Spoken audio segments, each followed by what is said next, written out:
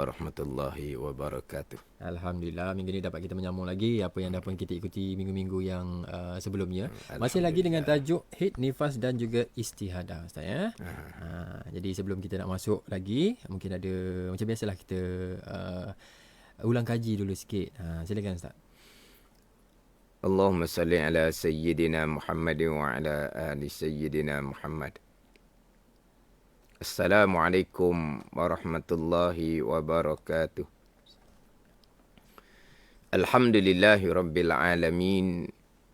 Wassalatu wassalamu ala sayyidin mursalin. Wa ala alihi wa sahbihi ajma'in. Rabbi syrah li sadri. Wa yassir li amri. Wahlul uqdatan min lisani yafqahu qawli. Subhanaka la ilma lana illa ma 'allamtana. Innaka antal alimul hakim.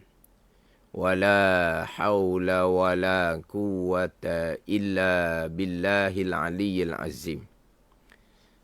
Terima kasih pada DJ Hal. Alhamdulillah dapat menyambung kembali pembicaraan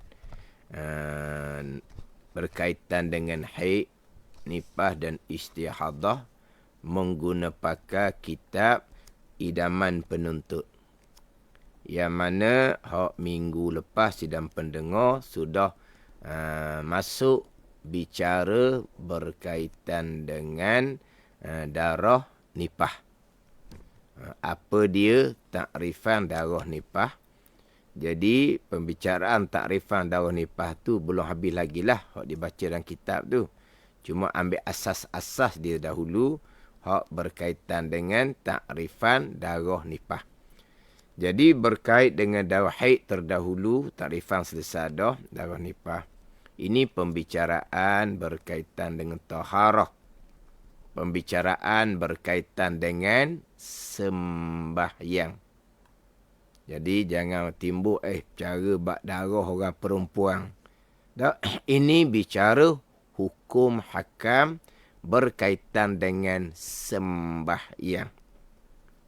Jadi haid, nifas, istihadah ni di bawah tajuk besarnya taharah.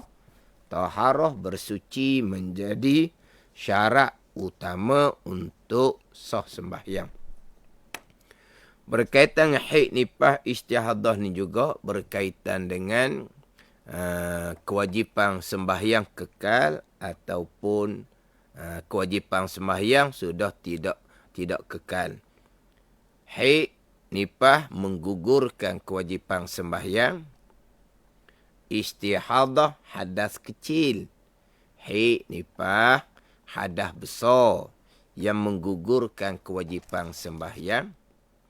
Istihadah hadas kecil yang tidak menggugurkan sembahyang. Ketika sedang haid, nifas gugur kewajipan. Tetapi darah yang keluar tu darah haid ke, darah nifas ke, darah istihadah ke, kena faham molek-molek. Sebab wajib semayang ataupun tak wajib semayang. Kalau wajib semayang lagi, kita ingat ke tak wajib dah. Kita pun dok semayang. Berarti kita sudah meninggalkan sembahyang. Di waktu kita masih lagi berkewajipan sembahyang. Itu dosa yang amat besar. Saya ingat ke hukum haid tu. Saya ingat ke hukum nifas. Haid, nifas ada takrifan dia. Ada dia punya sukatan dia. Sekurang-kurang, sebanyak-banyak. Hak ni kena faham betul-betul. Haid kena faham betul-betul, nifas kena faham betul-betul.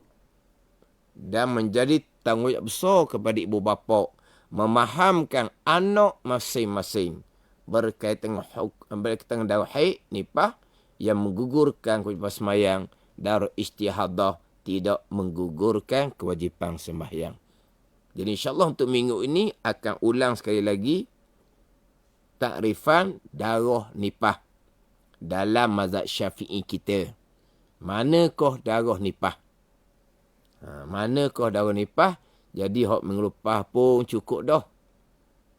Apabila kita dak belajar molek, terkadang kita begitu darah nipah. Hak minggu lepas. Jadi insya-Allah untuk minggu ini hal akan baca kembalilah hak pembicaraan takrifan darah nipah. Cuma hak minggu dahulu ada soalan daripada Suryati Ismail. Okey. Jadi pesakit tu dia beranak melalui pembedahan. Beranak melalui pembedahan. Anak tu keluar tatkala azan Zuhur. Tengah-tengah azan Zuhur, anak keluar daripada pembedahan. Adakah si ibu wajib gantikan solat Zuhur tersebut? Dia apabila beranak melalui pembedahan, hukum fiqhnya sama dengan beranak melalui jalan normal. Beranak melalui pembedahan, beranak melalui jalan normal, hukum dia sama. Apabila keluar anak, maka ibu tu berhadap sah kerana wiladah. Okey. Kerana beranak. Dia dahulu masa bicara 6 perkara yang mewajibkan mandi kan. 6 perkara mewajibkan mandi, di antaranya haid, nipah dan wiladah. Haid, darah. Nipah, darah. Wiladah bukan darah. Wiladah tu diri beranak. Jadi anak tu adalah air mani ibu sendiri yang bercampur. Anak tu adalah air mani ibu sendiri yang bercampur. Bila keluar anak, seperti keluar air mani. Bila keluar air mani, berhadap besar, wajib kena mandi. Jadi bila beranak melalui pembedahan, beranak melalui jalan normal, keluar anak, maka ibu tadi berhadap besar sebab wiladah, sebab beranak. Kemudian kebiasaannya, sebagaimana beranak jalan normal, sama juga dengan beranak jalan pembedahan. Selepas keluar anak, akan disusuli keluar darah nipah. Jadi kalau darah nipah tu keluar, lepas masuk waktu, kita kata mudah cerita pukul 1. Okey. Pukul 1, 2 minit, 3 minit, darah nipah keluar. Maka untuk zuhur tu tak wajib diqadakkan. Tapi kalaulah beranak melalui pembedahan tu pukul 1, zuhur pukul 1. Okey. Zuhur sekarang bukan pukul 1 ni hal. Jangan pendengar pakai pukul 1 saya sebut ni. Contoh. Nak mudah cerita je ni. Yeah. Sekarang ni zuhur awal, maghrib awal. Bukan pukul 1 lah. Tapi saya mudah cerita zuhur pukul 1. Lepas keluar anak, 1.5 minit. Okey. Barulah keluar darah nipah. Kalau kira balik, 5 minit tu, pukul 1 zuhur, 1-5 minit keluar darah nipah, gugur kewajipan sembahyang sebab darah nipah. 5 minit tu, kalau sembahyang zuhur yang ringan, yang rukun saja, sempat tak? 5 minit tu. Memang sempat lah. Tapi tak ada orang sembahyang sebab orang tengok azan. Maka untuk zuhur tu, wajib diqadakkan selepas daripada daun nipah tu kering. Ini soalan hak minggu lepas. Dak sekarang ni, kalau daun nipah tu keluar pukul 1.3 minit. Jadi pukul 1 zuhur, 1.3 minit keluar daun nipah. 3 minit je.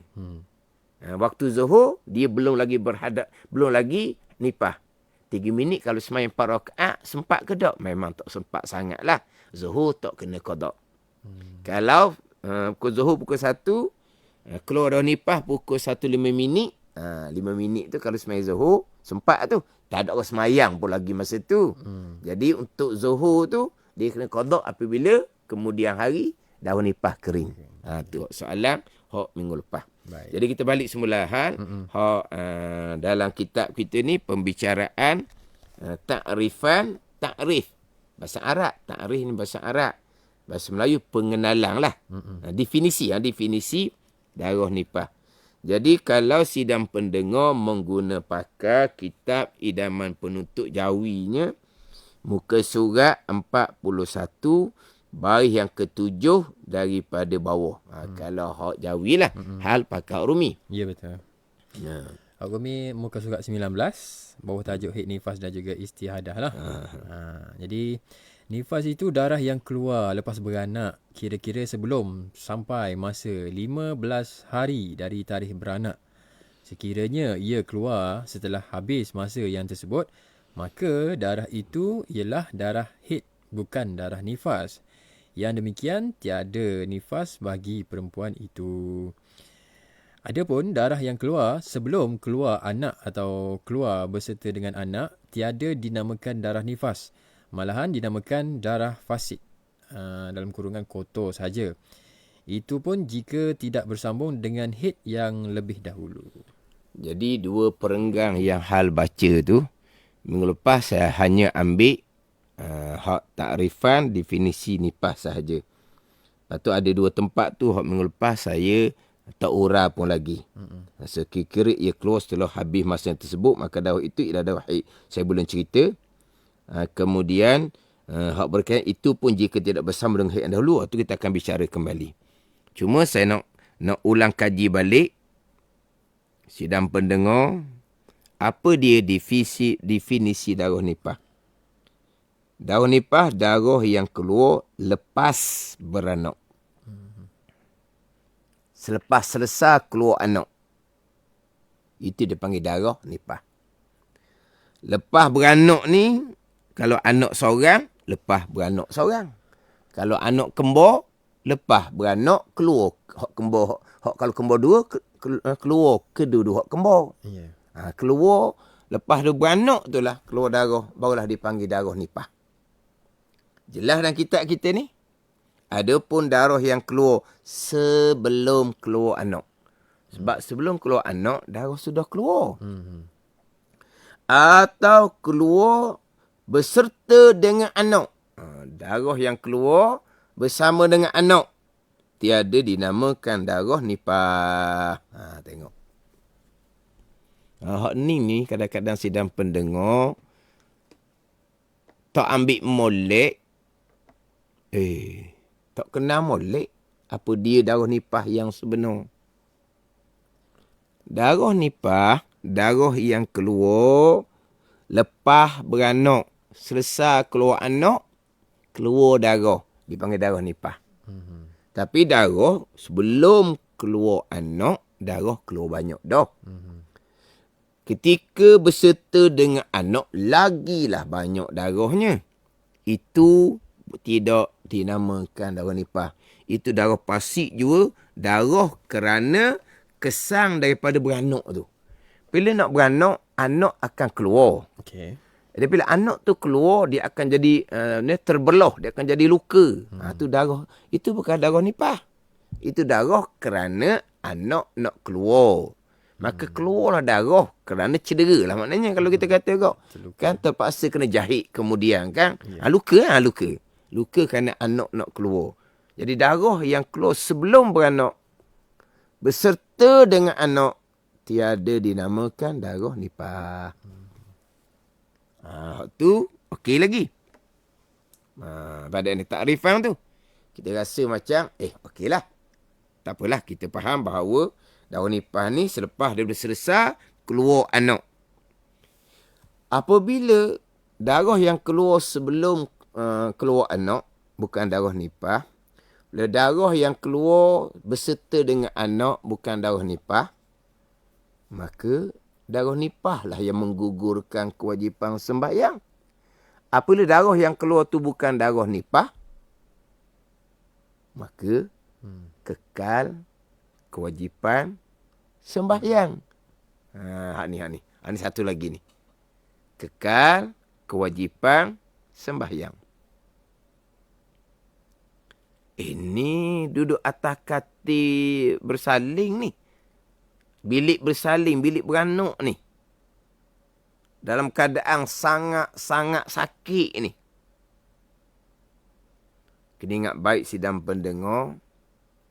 Sehabis-habis sakit sekalipun, sakit yang teramat sekalipun, nak cerita macam mana lagi ayatnya.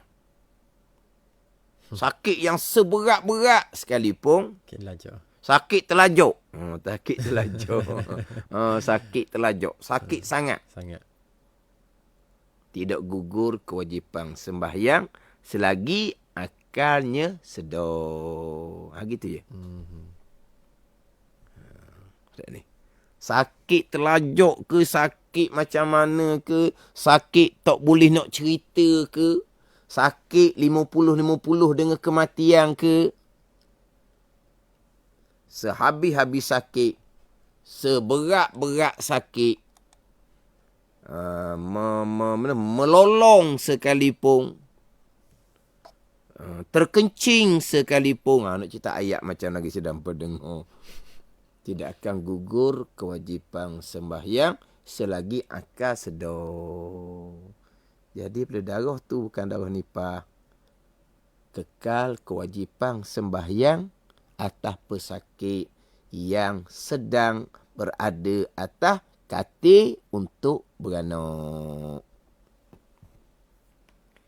Minggu lepas dia tanyalah pula, bila sakit sangat, bacaannya terganggu. Bacaan terganggu tidak ada masalah. Bacaan terganggu ada soalan hak minggu lepasnya. Sil Kasyah tanya, kalau solat sedang sakit, mungkin bacaan ada terganggu. Macam mana tu Ustaz? Terganggu ke macam mana ke? Tu keuzuran. Tak ada apa-apa waktunya. Sedang solat, bukan sengaja ni. Tak tertahan, tak sengaja terkeluar sedikit jeritan, semayang tidak batal. Ni nanti dia sidang pendengar. Jangan bulat mata lah. Yang pertama tadi, ulangan minggu lepas, definisi nipah, darah yang keluar selepas selesai beranak. Darah yang keluar sebelum keluar anak. Darah yang keluar berserta dengan anak tiada dinamakan darah nipah. Itu je lah. Itu dalam mazhab Syafi'i kita. Dia juga sama dengan mazhab Hanafi.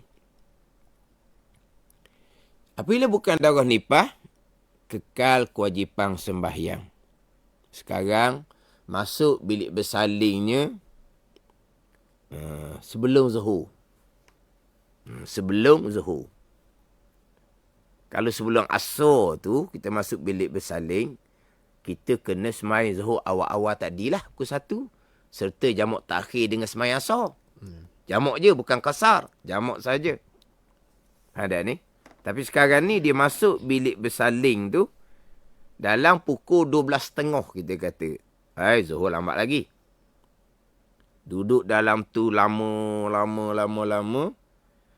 Dia nak selesai beranak ni, atas mudah payah lah. Atas mudah payah. Orang yang mudah sangat. Orang yang payah tu kok, lamalah masa dianya. Kemungkinan dia selesai beranak tu, keluar anak, mungkin pukul 1.30 ke. Tadi 12.30 masuk bilik bersaling. 1.30 ke pukul 2 ke 2.30 ke. Jadi makna apa tu? Ketika dia bersaling, waktu zuhur sedang masuk. Pukul 1 zuhur kita letak tadi. Dia masuk bilik bersaling pukul 12.30. Pukul 1 masuk waktu zuhur. Masa tu dia tengok kesakitan nak beranak.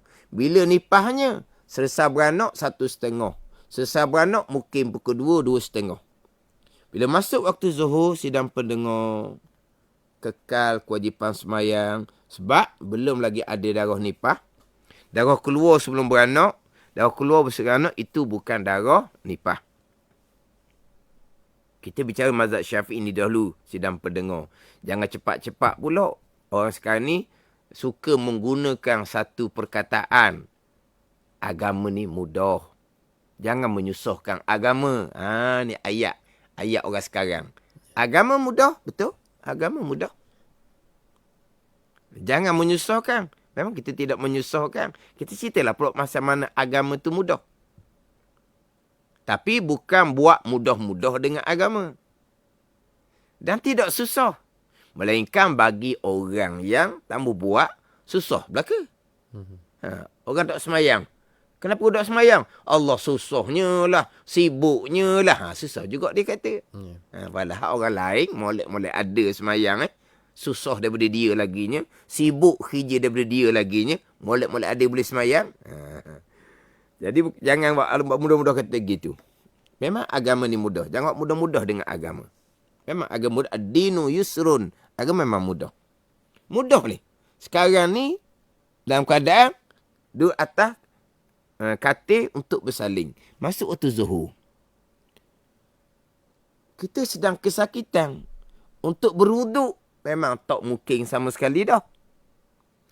Kita tak wajib berwuduk. Sebab kita wajib berwuduk, tapi kita tak mampu nak berwuduk, tak ada apa dah kitanya. Patutnya kita berwuduk, tak mampu buat. Kena tutup aurah molek. Tutup aurah macam mana? Aurah memang terbuka, tak mampu tutup. Menghadap kiblat molek Menghadap kiblat macam mana? Ikut katil je lah. Ke mana hala pun. Tak boleh nak buat apa juga. Najis ada di kamu tu kena basuh. Betul? Wajib nak basuh najis. Tapi tak mampu nak buat. Tak payah belaka 4 perkara tu. Mudah ke tak? Mudah kan? Tak payah ambil semayang. Tak payah tutup aurah. Tak payah menghadap kiblat. Tak payah basuh najis. Tak wajib. Sebab tak mampu nak buat. Mudahnya. Itu kata mudah. Lepas tu macam mana? Semayang je lah. Allahu Akbar. Baca Fatihah. Lepas tu nak rokok. Pejam mata. Isyarat pada rokok. Selesai. Sami Allahu liman hamidah. Buka mata. Macam mana? Mudah ke payah? Sangat mudah. Sebab apa? Sebab masa kesakitan tu, kita nak cari siapa? Cari Tuhan lah. Kita menghadap dengan Allah Subhanahu wa ta'ala. Ini sedang pendengar cerita mazhab Syafi'i dahulu ni. Memang semayang tu tanpa wuduk, tanpa menutupi aurah, tanpa menghadap kiblah, tanpa suci dan najis, itu tak mampu dibuat. Tapi kekal kewajipan semayang. Semayang menghormati waktu, dia kata. Sebab masuk waktu zuhur, darah nipah belum lagi ada. Maknanya belum lagi gugur kewajipan sembahyang. Kesakitan. Tak terbaca dah ni kita ni sebab kesakitan. Terhenti sekejap. Padat ni. Itu sembahyang dalam keadaan kesakitan. Bertambah susah, keadaan bertambah senang sembahyang. Baca Fatihah je. Rokok boleh angkat kepala daripada bantal. Tak boleh. Pejam mata. Tidak buka mata. Sujud yang pertama, boleh dah angkat kepala sikit dari bantal. Nak angkat kepala macam mana? Pejam mata. Isyarat pada sujud yang pertama. Duduk antara sujud, buka mata. Sidang pendengar jangan nak tuju ke saya pula. Macam sebut melepah lah. Sedap ustaz cakap. Dia orang lelaki tak pernah rasa sakit beranak. Saya kena marah dah. Kami ustaz sakit ustaz 50-50. Ustaz lelaki tak pernah beranak. Bolehlah ustaz cakap gitu. Saya hanya boleh ajar teori je lah. Dan saya pernah diceritakan oleh seorang doktor. Dia kata dia ni budak, bukan budak lah. Perempuan ni, mana dia panggil budak perempuan ni macam perempuan muda lagi lah. Perempuan ni, dia dalam keadaan kesakitan beranak, dia baca seperti bacaan semayang. Doktor tu kata. Dia baca Fatihah, dia baca Subhana Rabbiyal Azim. Jadi bagi doktor ni, bakali pesakit ni tak tahu nak baca dah orang kali. Jadi bacaan hok mudahnya, dah sakit ni kan. Nak baca lah. Jadi doktor ni beranggapan lah. Barangkali pesakit perempuan ni, tak ada benda dah nak baca. Kali dia baca Fatihah. Tak ada benda dah nak baca ni sambil-sambil teriak sakit ni. Baca Subhana Rabbiyal Azim. Baca Rabbi fili warhamni wajiburni. Baca Subhana Rabbiyal A'la. Baca At-Tahiyatul Mubarakatus Salawatut Tayyibatul Lillah. Itu anggapan doktor. Maknanya dia ingat ke pesakit ni tak ada arah nak baca, tak tahu nak baca apa, dah ingat ada bacaan lain. Bacaan mudah dalam ingatan, bacaan semayang. Maka dia pun bacalah bacaan semayang. Lepas bicara hukum ni, Oh, dia sembahyang kena-kena. Doktor ni tahu kemudian lah. Okay. Lepas dia tahu berkaitan dengan sedang beranak, wajib lagi sembahyang rakyat waktu, macam mana cara sembahyang. Jadi doktor pun teringat balik lah. Dia pernah berhadapan dengan seorang pesakit. Seorang saja dia cerita. Seorang pesakit yang membaca bacaan sembahyang ketika sedang kesakitan beranak. Barulah betul perempuan ni sembahyang. Tapi bacaan ni macam saya tanya dia. Bacaan dia terganggu lah. Dia baca sekerak, sakitan terhenti, lepas tu sambung baca. Tapi tak nampak dia sembahyang. Memang dia tak nampak dia sembahyang sebab dia melentang. Untuk rokok, dia pejam mata. Untuk iktidah, dia buka mata kembali. Untuk sujud, dia pejam mata. Sebab nak angkat kepala untuk rokok sujud, dia tak mampu nak angkat. Tapi doktor tak perasan lah mata dia tu. Sebab moga sedang kesakitan ni, mata terbuka, mata tertutup, mata terbuka. Orang sedang kesakitan kan? Badak ni. Jadi, itu apa? Sembahyang dalam keadaan sedang beranak. Masih lagi kekal kewajipan sembahyang. Baiklah. Okay. Ini cerita mazhab Syafi'i. Jadi yang pertamanya, kemah maulid dah kitanya berkaitan dengan takrif, definisi darah nipah. Kemudian apabila darah yang keluar sebelum beranak, selepas beranak, bukan dinamakan darah nipah, maka kekal kewajipan sembahyang. Ini cerita takrifan nipah dalam mazhab Syafi'i, dalam mazhab Hanafi. Darah yang keluar, ni Azirah Aisyah ni, cuba hal baca. Okey. Azirah Aisyah Abdul Aziz. Okey, komen kat Facebook ni. Azirah Aisyah Abdul Aziz. Dia kata, Alhamdulillah bersalin anak kedua. Allah bagi kesempatan merasai solat di bilik bersalin. Nurse tolong sembuhkan air untuk berwuduk dan betulkan kain tutup aurat. Betul sikit katil ke arah kiblat. Tapi dalam keadaan sakit, tapi tetap teruskan. Ini pengalaman dia lah. Tu nurse tu besarlah jasa dia. Tolong sembuh kain untuk berwuduk, betulkan kain, tutup aurat, betulkan sikit kiblat dan keadaan sakit tapi tetap diteruskan. Ni awal-awal lagi ni. Awal-awal lagi. Betul-betul sedang keluar darah tu, tak ada nak ambil wuduk dah. Ambil wuduk pun wuduk tak tetap batal juga sebab darah keluar tu batal wuduk. Ni pengalaman Azirah Aisyah ni ditolong oleh Nuh ni. Di mana Azirah Aisyah ni berasal tak tahulah. Beranak tu di mana, negeri mana, nurse tu Nuh mana tu. Betul-betul bertanggungjawab. Betul-betul lah kita kata ni memang kita akad tabik lah. Ya. Hak pesakit tu kita akad tabik. Nuh tu pun kita akad tabik. Tolong tu. Tolong wudukkan, tolong betulkan kain untuk solat. Hak ni masa lagi belum kritikal lagi ni. Kalau kritikal sungguh-sungguhnya, tak boleh nak wuduk dah. Lain nak betul kain dah. Seperti kemaman Ustaz. Seperti kemaman tahun 2015. Maknanya Nuh ni orang Terengganu jugalah ni. Okay. Kalau Nuh tu ada dalam FB ni, kita akan tabik lah ke dia. Tak sungguh ni, Hospital Kemaman. Terengganu Darul Iman. Akak sikit. Akak sikit lah. Terengganu Darul Iman. Hak tu lah, hak sebenar-benarnya. Nurse, tolonglah pesakit. Peringatkan pesakit. Tolong satu, peringatkan satu. Kena peringatkan pesakit. Kemudian minggu lepas saya tambahkan sedikit. Dalam mazhab Maliki, darah yang keluar beserta dengan anak, dia namakan darah nipah dah. Bila darah nipah dah, mazhab Maliki tak wajib sembahyang dah lah. Tapi darah sebelum beranak, mazhab Maliki kata bukan nipah lagi. Tapi darah keluar sebelum beranak dalam keadaan kesakitan. Dah pesakit ni. Tapi anak belum keluar. Darah keluar dah. Mazhab Maliki kata bukan nipah lagi. Mazhab Hambali, nipah dah. Darah yang keluar sebelum beranak, Dan keluar sebab nak beranak tu, mazhab Hambali letak dah sebagai darah nipah. Gugur kewajipan sembahyang kerana darah nipah, bukan kerana sakit beranak. Dia gitu.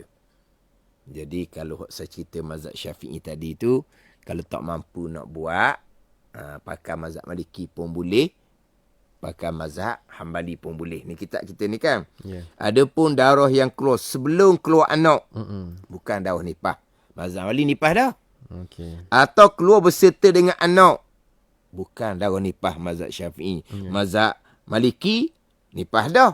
Maka tak wajib, gugur kewajipan sembahyang kerana nipah, bukan kerana sakit beranak. Ni. Jadi yelah sambil-sambil tengok jam hal. Maghrib berapa hal? Nah, ini 6.53. 6.53 sidang pendengar awal ni. Jadi kena berhenti pun awal juga. Cuma ada satu soalan daripada Rashid Rida. Nak baca gitu tau. Rashid Rida. Wanita ketika nipah perlu mandi junub ke? Ni tengah nipah mandi junub kot mana pula? Nipah belum kering. Rashid Riza. Wanita ketika nipah perlu mandi junub ke? Nipah tak kering lagi, nak mandi wajib. Mandi junub ni mandi wajib lah, mandi makan adab so. Ketika daun nipah, tak ada mandi junub. Pada ni, yang pada ni anak tak ada mandi junub sebab dia ketika daun nipah. Macam ginilah. Dia beranak, dia berhadap so macam sebut tadi. Dia beranak kan, keluar anak tu air mani kan. Dia berhadap so. Dia wajib kena mandi. Tapi selepas dia beranak, sama ada dengan jalan normal ataupun soalan saya baca minggu lepas melalui pembedahan, beranak tu berhadap so. Wajib kena mandi. Ini bicara dahulu ni. Wajib kena mandi. Tiba-tiba belum sempat mandi, keluar darah nipah. Maka mandi kerana wiladah tak wajib dah. Mandi kerana wiladah tak wajib dah. Pada ni. Sebab dia sedang darah nipah. Apa tak ada komen tu hai. Nurse HRPZ. Apa dia? Kemamang? Oh, ke apa? HRPZ ni. Cerita Hanes ni. Apa tu? Ni bukan yang tadi tu kan? Bukan tadi? Bukan. Tadi Azirah Aisyah. Jadi, hak cerita Azirah tu memang hebat lah. Hebat dua-dua tu. Azirah pun hebat. Neh tu. Tolongnya dia, berjasanya dia. Kalau Neh kena jenis hak tu, yang apa atas kati nak beranak dah ni. Ada ni. Tolong sembuh air wuduk. Pada ni. Itu belum kritikal lagi. Ketika tak sempat buat apa dah. Neh pun fokus kepada nak sambut anak dah. Maka pesakit ni, dia solat sendiri. Tanpa berwuduk, tanpa menutupi aurah, tanpa menghadap qiblah, tanpa suci dan najis darah tu, dalam keadaan tidak berkemampuan, tak salah dah dianya. Dia sudah sembahyang, menunaikan kewajipan sembahyang. Cuma selepas dia beranak, datang darah nipah. Selepas kering darah nipah, kemudian hari semayang zuhur contoh tadi tu, wajib diqada kembali. Gitu je lah. Tapi lebih ringan sedikitnya, pakai mazhab Maliki dan juga pakai mazhab Hambali. Mazhab Syafi'i kita, ayat tunggu saya sebut ni. Okey. Tapi saya biasa sebut orang perempuan bulat mata. Okey. Tunggu saya sebut apa? Keluar pala jongo pun wajib semayang lagi. Ayat ni. Ayat ni memang saya kena bidah. Pada keluar pala jongo, anak tu keluar pala, kan dia keluar kepala dulu kan. Kalau keluar kaki dia panggil songsang. Tu kena pembedahan. Keluar pala jongo dah. Tengah meneran. Pada meneran. N. Bukan G ni. Hal. Meneran. Push. Ya, Push panggil tak? Meneran. Sedang meneran keluar kepala jongo tu. Tok Guru saya kata wajib lagi sembahyang. Darah keluar beladung tu. Kalau darah keluar banyak tu. Itu bukan darah nipah. Sakit sangat-sangat ni keluar kepala jongo ni. Sakit sangat keluar kepala jongo ni. Napok kepala dah ni. Sehabis-habis sakit macam sebut tadi. Sakit terlajak pun. Selagi akal sedar. Kekal kewajipan sembahyang. Ni mazhab Syafi'i. Boleh pakai mazhab Maliki, boleh pakai mazhab Hambali. Tapi disiplin lah. Adab kita nak mengajar ni. Di tempat kita bermazhab Syafi'i.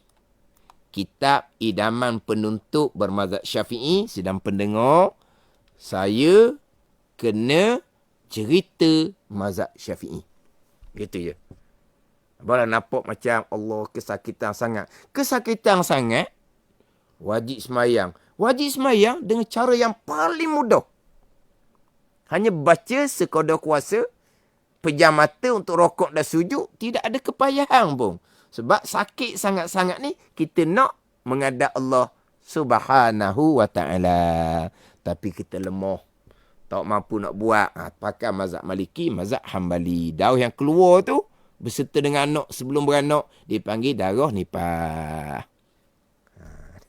Keluar kepala jongo. Orang luar faham ke dok jongo, dok tahulah. Keluar kepala sedikit. Napok dah rambut. Berkeadaan kesakitan sangat-sangat ni. Kekal kewajipan semayang. Sebab darah keluar bukan darah nipah. Bersangatan sakit. Tidak menggugurkan kewajipan sembahyang. Terus di bidah saya lah. Gitu je. Okay. Itu ayat tu saya sebut. Okay. Kalau kepala jongo, kekal kewajipan sembahyang. Kemudian hak dua perenggang yang hal baca tadi tu, belum saya hurah perhabis lagi. Okay. Jadi minggu hadapan, slot minggu hadapan ni kena baca semula lah di tempat yang sama. Minggu lepas baca dah tempat yang sama. Minggu ni dan minggu hadapan akan baca tempat yang sama. Itu ada tanya tu, darah sebelum anak keluar itu dinamakan, dipanggil darah apa? Itu dia panggil darah talqin. Darah talak dipanggil. Kalau kita panggil darah pelincir dah. Darah tolak ni darah yang keluar ketika nak beranak. Darah yang keluar ketika nak beranak. Itu dia panggil darah keluar sebelum anak keluar. Darah tu mazhab Amali dihukum darah nipah dah. Sudah gugur kewajipan sembahyang. Okay. InsyaAllah mana ulang baliklah di tempat yang sama untuk minggu hadapan. Jadi sama-samalah jaga istiqamah sebab slot nurani petang Isnin ni hari yang sama, jam yang sama. Tak ada kekangan, tak boleh mengikuti Terengganu FM sediakan live FB.